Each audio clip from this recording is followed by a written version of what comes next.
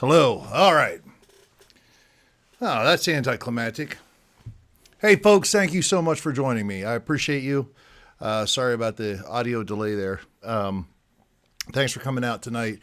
This was kind of a last minute decision to do this. I had an interview earlier today, and I just was kind of like thinking that's what I was going to do tonight. And long story short, the interview got canceled. So I got to thinking, this is what I really needed to do anyways. So Providence, and I'm thankful for it, because we are embarking on year 3 of this journey. And it's special for me, no doubt about it. And tonight I just thought I'd go through a little bit, recapping year 2, and then also talking about what's coming in year 3. And for those of you who have followed along, man, enjoy this ride along with me, because it has been a special journey, no doubt about it. And it's basically because of you. This tonight, this live stream is about you. So thank you so much for tuning in all this time. I know we're a little off schedule. I know there's Monday Night Football going on, but I just had to get it out of my system. So let's dive in. I appreciate everyone who's coming out. Listen, if you're out there and you have a question, thought, or anything, go ahead and put it in the comments. Once we're done, I'll go ahead and go back through. And like I said, I just appreciate everybody coming out. So thank you. I appreciate it. Let's dive in. Year 3 coming up, I did some calculations. This got me jacked up. Excuse me. I did some calculations. Our first episode was October 31st of 2023. And if you fast forward 104 weeks, which is 2 years, 52 weeks in a year, the anniversary would be tomorrow, the 28th, which is the drop of the Timothy Alberino episode, which I am going to talk about a lot, probably towards the end of this. This is a massive episode coming up, folks. Nothing like we've ever done before. And it changes the game. I can see how this is going to be very impactful. I've listened to Tim for a long time, and man, I've never seen him talk quite as passionately as he does in this episode. And what he is talking about and what he's bringing up is pretty good stuff. If you've been following along on the Facebook, I don't know where else, X. If you haven't, please go, get involved with that, updates and whatnot for what's coming in the week. But yeah, it's also on Twitter, not Twitter, TikTok. I'm as dumb as I look. But this week's episode is unlike anything we've had before, so definitely tune in tomorrow night. But we'll get there in a second. Right now, I just want to talk about kind of a quick recap of year 2 and how awesome it's been, and just kind of share with you a little bit of the story that I've gone through this year. This whole journey started out basically, we're talking about like from one microphone to over 87,000 views or subscribers. Voices like you. I can't thank you enough. This is never about me. This is about the guests, the information, and building a community of people who are engaged. So, and all the people that showed up tonight, and there'll be more, I'm sure, later on. I appreciate you. Always feel like you can come on to the Friday Night Mic Drops, or you leave comments, the live chat during episodes, any of that. Because it just helps build the community, and I'm relatively easygoing. I mean, I'll we can talk, so come on out. Yeah. So let's talk about year 2. Year 1 was basically, I had no idea what I was doing. And as good as I am, I don't say I'm good at much. I don't. And you're going to hear me talk pretty bad about myself throughout this, but as good as I am at video editing and graphic design and stuff like that, man, I wasn't prepared for I don't know, just and maybe I was a little intimidated.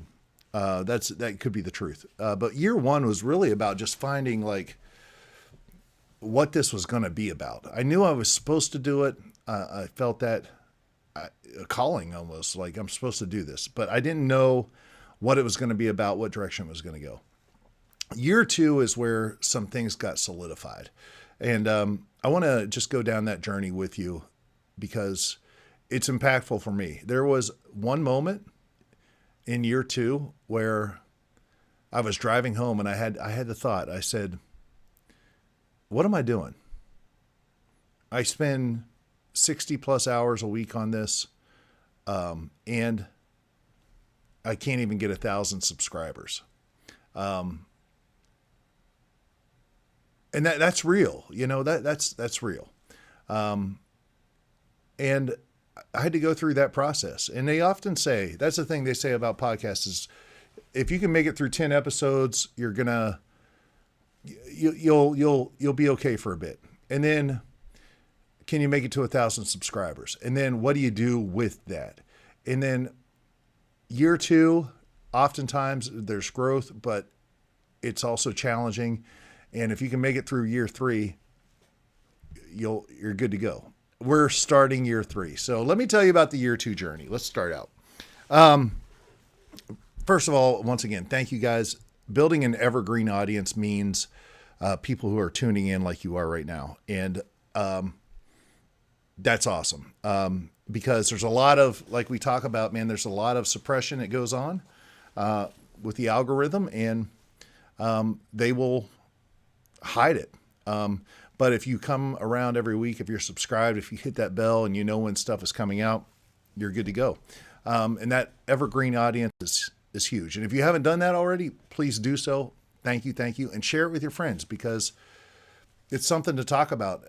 These are just ideas and whatnot. And it helps to be able to talk to other people about it. If you're half as passionate as I am about some of this stuff, you want to talk about it. So here we go. So officially year three begins tomorrow, which, like I said, it's amazing. It's exactly 104 weeks from the first episode with Timothy Alberino. I've literally envisioned this and had dreams. I didn't know if the interview was going to go through, if I could get it edited in time and whatnot, but it happened. And so I'm very excited to start year three with Timothy Alberino tomorrow night. But there's some milestones along the way, and I want to talk about that and kind of what's next for the Ryan Files. So, in the early days, like I said, it started out with a microphone and nobody. And I appreciate people from the ETA community and the Elvis community that came over initially. But man, it's totally changed directions since then. You remember we started out year two with some episodes about, and I was still doing them just me, like not bringing on guests. We talked about the media machine. We talked about Robert Johnson, who someone contacted me and said, you should do an episode about Robert Johnson. And I did. So you can always contact me about that stuff. We talked about UFOs. We talked about Melva, Missouri, if you recall that. We talked about government conspiracies, and we talked about drones over America. Remember that? Almost like a year, almost like a year ago. We talked about drones, all those drones. Whatever happened with that? Think about it. But I needed the first year and a half to kind of build subscriptions. All along, I wanted to have guests, but you can't get guests when you reach out to them and they say, well, you've got 700 subscriptions. Yeah, I'm just going to pass. No one's going to see it. And that's the reality of it. And that's why, I've said again and again and again, like, hey, if you please subscribe, share it, all that. It helps. It helps for sure. So anyways, we kind of caught our momentum when year two started. We started building subscriptions. I remember in the last Elvis guy I had on was November 12th. of last year, which is almost a year anniversary. It was David Lee, because I wanted to keep it separated. I wanted to keep the Ryan Files separated from the other side of entertainment and what I do. He was the last one, and which led to the creation of the ETA Files, by the way, which started in January of 2024. So 2025, actually, sorry. But basically, I didn't realize it then, but those early episodes were really a training ground for what was coming. Hey, you can't step on the keyboard. Sorry about that. This is Knucklehead right here. This is Ace. Wouldn't be an episode without Ace stepping on the keyboard and learning how to cut from one scene to another. Get over there. You don't walk on the keyboard. All right. I got 3 kitties here. I got Finn, I got Ace, I got Bud. It's crazy. Anyway, it was really, the year one was a training ground to figure out what I wanted to do and kind of get my head wrapped around just how I needed to edit stuff and all that. Year 2 was trying my best to go from just me talking about stuff to bringing on guests, experts, authors, and all that had the knowledge and be able to talk to them. But the caveat in that is that I had to learn how to be an interviewer, and I'm terrible at it. I am. But, mid-December, there was kind of a pivot where I really started wanting to invite guests on and have that be the episode. And that happened like mid-December of 2024. Some of the early people that came on whenever we had just broken 1,000 subscribers. We broke 1,000 subscribers on November 7th, 2024. And, of course, I'm reaching out to people around that time to get them to come on. And some of the early people, Mark Goodwin, author, awesome. Jim Rankin, who came on, and he's talked about the Ark of the Covenant. He's talked about the real birthplace of Jesus. Norio, Hayakawa, talking about aliens. These guys came on, and they had to have probably thought in their head, well, I'm doing this guy a favor. And I appreciate it, man, because they were. That's the truth of the matter. But we broke that 1,000 subscribers on November 7th, and things just ramped up at that point a little bit. I remember I brought in Josh Heston, who's local here in Branson, and he we talked about cryptids, and that episode blew up. I mean, there was like 30,000 views on it, which was, massive at that time. If I got like 1,000 views, I was excited. And there's some episodes to this day that have like just a couple hundred, which is wild, so the bar has definitely shifted in regards to that. But I realized that, probably around December, January, I was on the road in January, so maybe even February, I just realized like this channel can grow if I stayed consistent and brought on amazing guests and great minds, which once again, you can't do unless you have the subscribers. But that being said, man, I was able to generate some, and it used to be like I would reach out to, I do a search of and I would find like 20 people, and I would invite 20 people on, and I might get one who said yes. And man, when I did, I was so excited, as I should have been. But the guys like Tim R. Swartz, Tim Chaffey from the Creation Museum, and the Ark Encounter, Brian Godawa, author, Doug Van Dorn, he's an author and a pastor, Dr. Aaron Judkins, who kind of became friends with, Dr. Greg Reed. These guys came on early in this process where I was, and maybe you get 1,000 views, maybe you get 5,000 views, but you wouldn't get a ton of views. And but they came on, and they were gracious, and I can't thank them enough. So it is funny though. Doug Van Dorn was the first dude that I had on. And man, I think if Doug was to hear this, he would probably laugh and say, "Yep, you're absolutely right." I was so nervous about that episode. He had been on Blurry Creatures. He'd been on a number of different podcasts, and he's an author. And it was the first time I got this bigger name. Man, I was so nervous. Just in the whole episode, the intro, the outro. It's just like, at the end of the day, we're all just humans. Like, let's just talk to each other. That's not what was happening. I was just like, so thank you to Doug Van Dorn in particular. I remember signing off and I stumbled through my words. I was able to somewhat edit it if you go back and look at that episode. But man, he just chuckles. He's like, thank you, Ryan. But anyways, it's harder to talk into him. Like, excuse me. If I'm entertaining, I'm in complete control.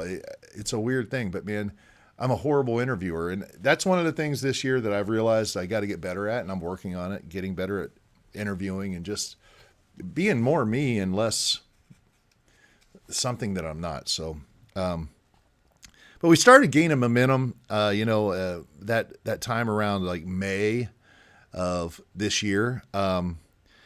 And it allowed for bigger names to come on. Doug Hamp came on, Steve Quayle, Giovanni Cerrucci. Remember that dude? He's awesome. Stan Deo, Daniel Duval came on. All big names that have been on different podcasts, big podcasts. Still felt bad because they'll go on a different podcast and they'll get, 250,000 views, and then they'll come on the Ryan Files and they'll, and to this day, Daniel Duval's episode under 1,000 views, which is mind blowing. But we broke 5,000 subscriptions on May 10th, and it's crazy. By May 30th, just 20 days later, we were at 10,000. So when you step back and you think, man, it took over a year to get 1,000, in 20 days we got 5,000 more, which was awesome. And I mean, when you go through that process, like finally something's happening, finally there's some movement. It wakes you up and you're like, okay, what am I doing? What am I doing right? What am I doing wrong? And one of the big revelations is that we don't need to do any more solo episodes. People are interested in guests. And in order to build the platform and actually get and kind of do what I wanted to do anyways, it's all about the guests. So it became this thing is like, okay, how do I get guests? I'm not a huge channel. I've got 5,000, 10,000 subscriptions, but that's enough to make it interesting for like an author or whatnot. So I said, what can I do to get different people on? And I did some research and I reached out to a publisher, a book publisher called Inner Traditions. And this was over the summer, Bear & Company. I reached out to them and I was like, I went through their entire catalog, and I mean, there was probably like 50 authors on there that I was interested in, but I emailed them and I said, hey, here's 15 authors that I would like to interview, and you can't find their email address or whatnot. So you go through the publisher. And I said, is there any way you could put me in touch with them? And I didn't think anything was going to come of that. I thought the publisher was just going to be like, forget you, No, I was wrong. What happened was that Manzanita, she is over there. It just was so nice and kind and responded and just said, yeah, here is the people, here's how you contact them. We'll reach out to them as well on your behalf. And next thing you know, I had this entire world opened up to me of people, and not everyone said yes. There were some people who had passed away, and whatnot. But man, in June, basically starting around June of this year, I was able to start bringing on people from the Inner Traditions catalog about interesting stuff that was interesting to me, and I just thought, you know what, let's bring them on. And some of those people, not Harry Cooper. I found Harry Cooper on my own, but Elena Freeland, Daniel Duke, all the Jesse James stuff, George Haas about Mars, William Mann about the Templars, Frank Joseph about military encounters with aliens. All of those episodes were based upon making connection with Inner Traditions, and it was awesome. Next thing you know, I have on Scott Creighton. Remember we talked about kind of like the Pyramid Vault was the episode. And he was the big one, man, that really stood out because it was everything I wanted in an episode, and he was awesome. I really enjoyed talking to him. It was the first episode that got like 40,000 plus views. And it was just like confirmation. Okay, I'm going down the right road. And a lot of people tuned into it, and it helped grow the channel immensely. And that's when I knew kind of like that this could turn into something real.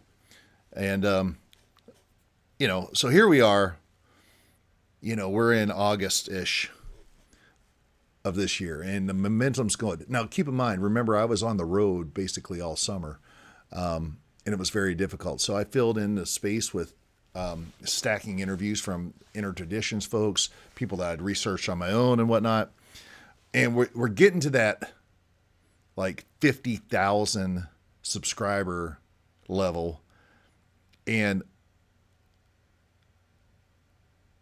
like probably a month before that or so, I reached out to Derek Gilbert.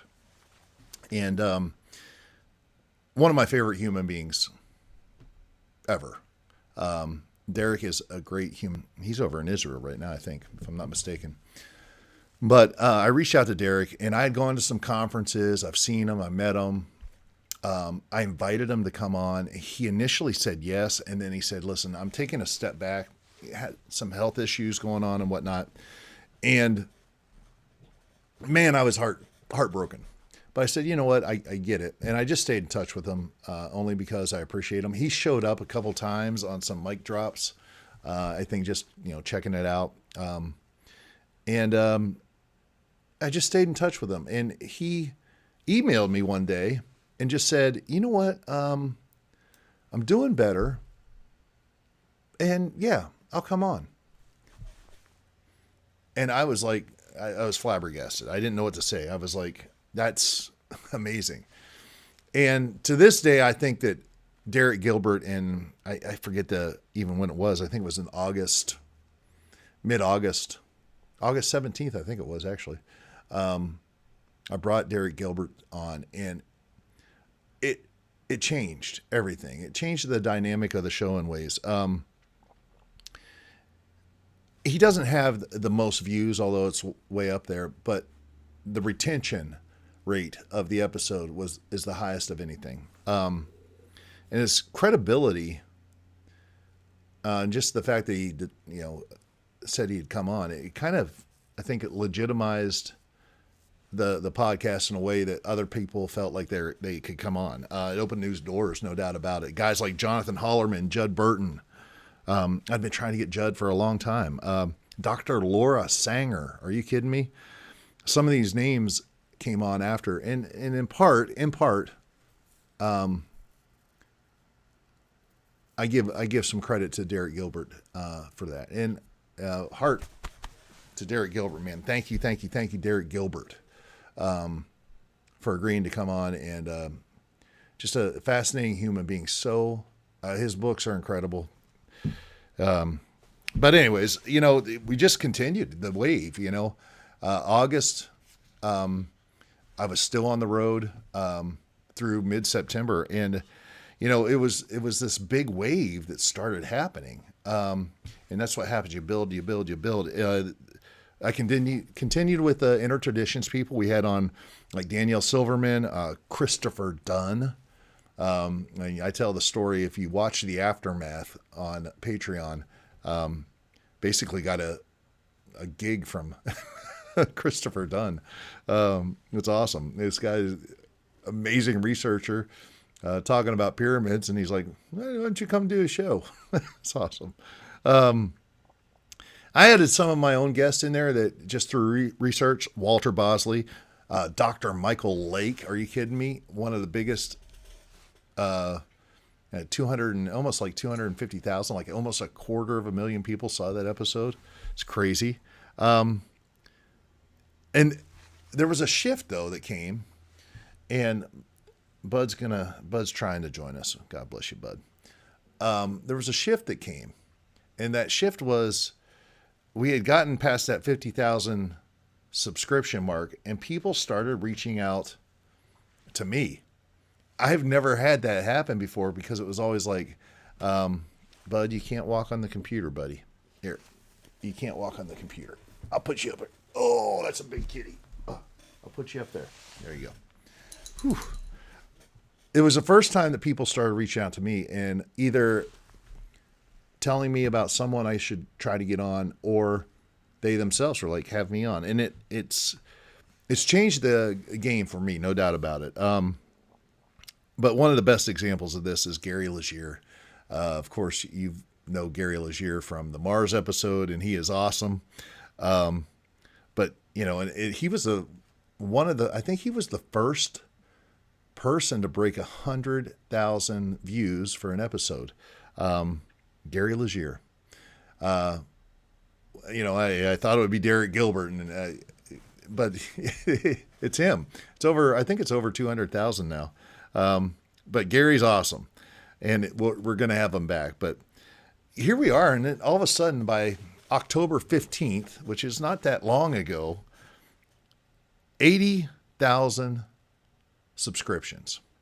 That just happened, you know, just not that long ago. And right now we're at 87,000 plus, over or nearly 1.5 million views.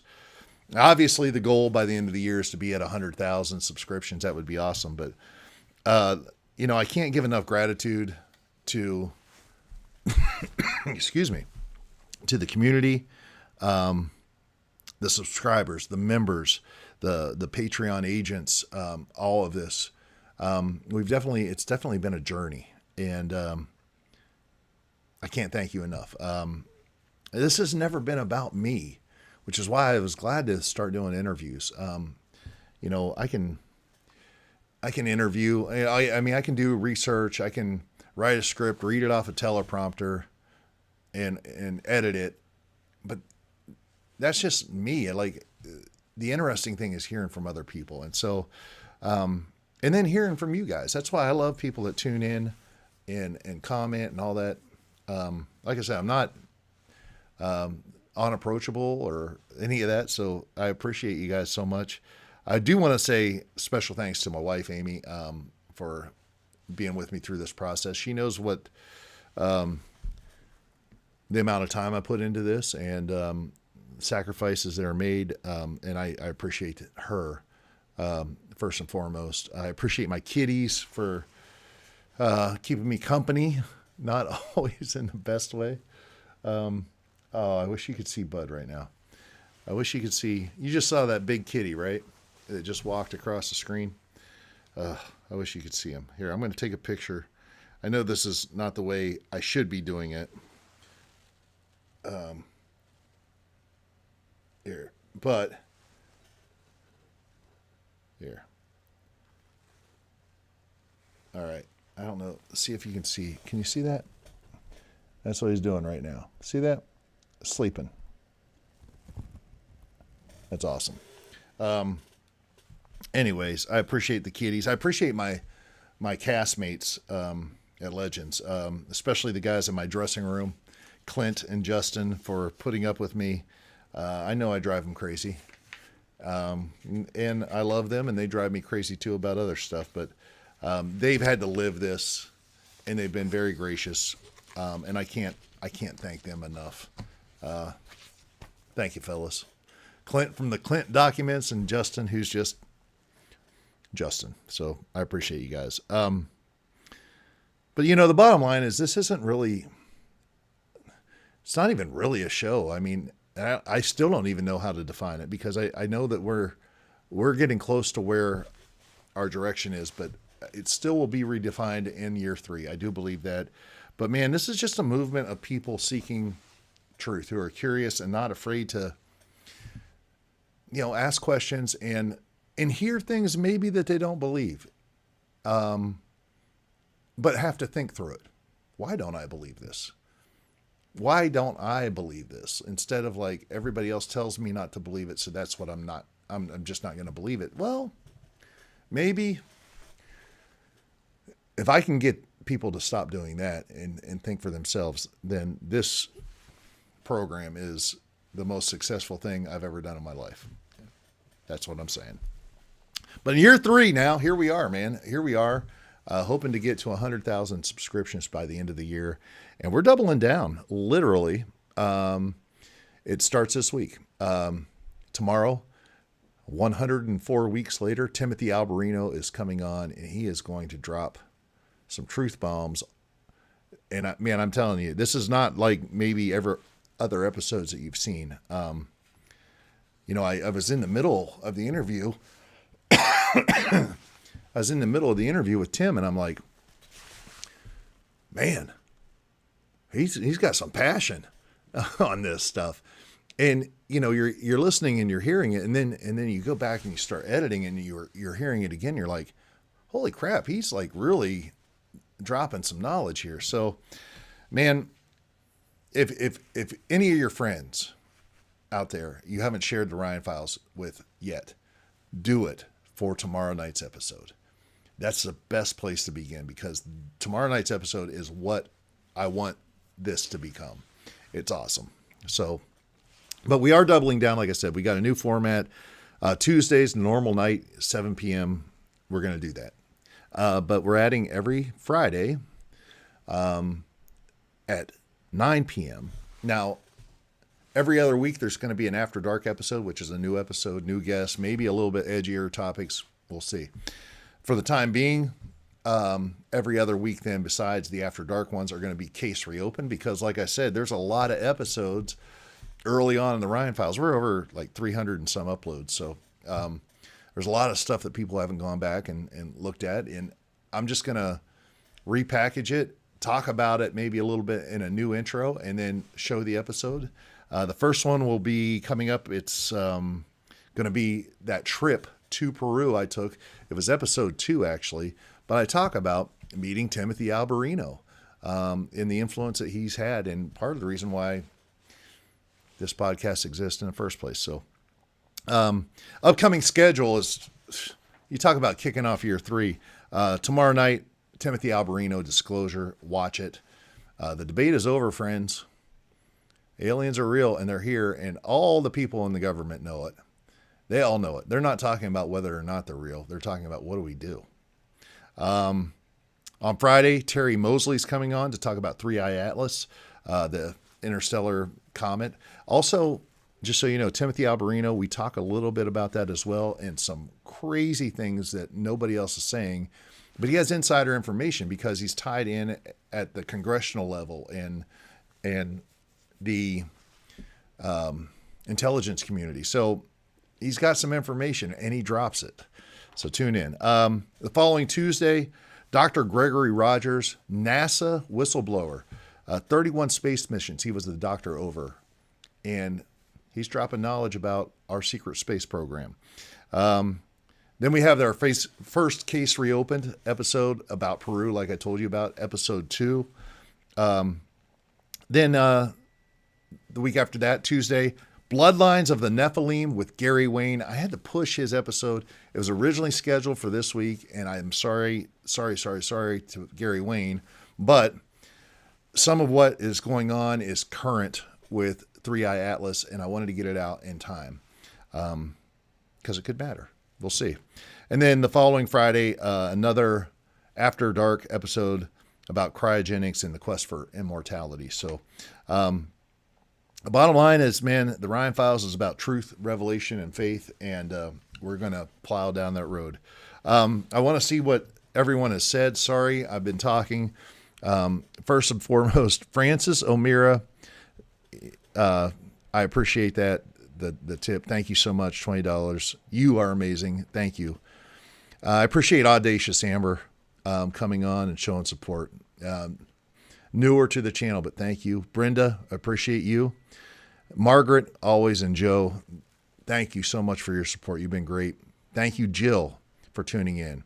Kristen Turner, thank you so much. Valerie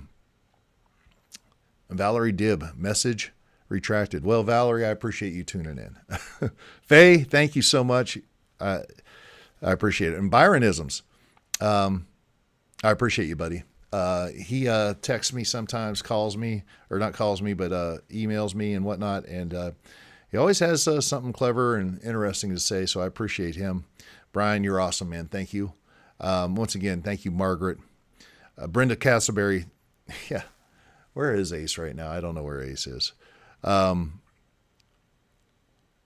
No, Brian, we don't let Ace outside, but man, if he was outside, I don't know if he would be a squirrel getter or I don't know what he would do, but he's awesome. He's the most loving, awesome, playful, awesome cat there is. No doubt about it. I love Finn. Finn's my favorite, and I'm getting them confused. They look so much alike. It's crazy. Once again, Francis, thank you so much. I appreciate the super chat. Let's see here. I appreciate Margaret. Yeah. Once again, you know, yeah.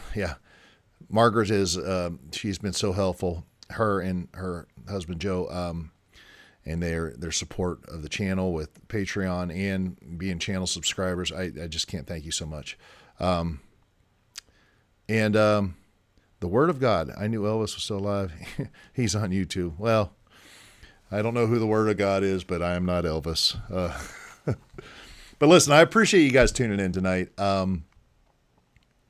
You know, we went from 0 subs to kind of, you know, in a small way still, but global reach. There's people from the UK and Australia and all over watching, and it's awesome.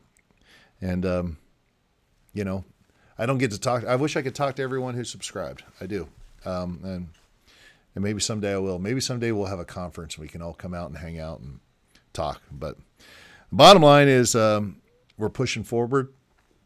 We're doubling the output, and our goal is 100,000 subscriptions by the end of the year. And there's no doubt about it, folks. The hourglass has turned, and year 3 begins tomorrow, not tonight.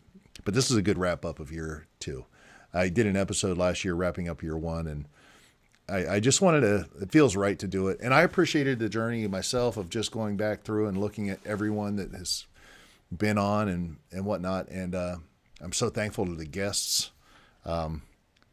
Pretty amazing just to be in this position and understanding that it's not because of me, it's because of God, and it's because of you folks tuning in. So that's all I can say, man. Yeah. So thank you so much. I am going to tune. I didn't really have a lot of time to throw this together, so I'm going to leave you with, once again, the Ryan Files After Dark intro video, but on the way out. But year 3 is going to be something special, and I can't wait till next year around this time to see what happened in year 3, because we are going to do something special. We're reaching the world. All starts with you. Share this, like this, tell your friends, man. It means everything, and I appreciate your support along the way. But until then, be amazing, be curious, stay awesome. I'll see you next time right here on the Ryan Files.